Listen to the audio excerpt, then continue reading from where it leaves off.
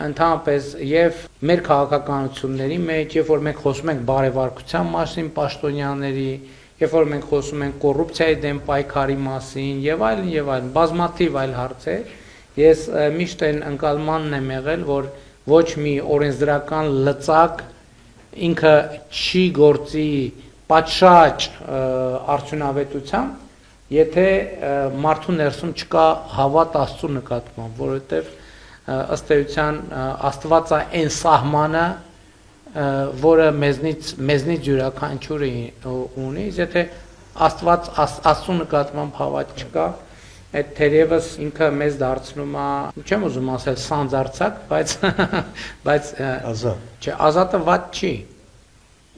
Ես օրինակ ազատության ջատագով եմ, բայց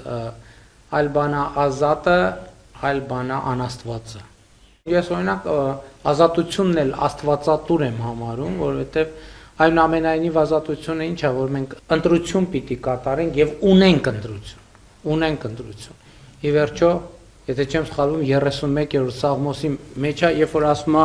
մի եղեք ձիերի եւ ջորիների պես, որոնք գիտակցություն չունեն, սանձով ու պախուրցով պետք է նրանց կզակը ճմլել, այսինքն մարդու կզակը պետք չի սանձով ու պախուրցով ճմլել, եթե նա հավատ ունի։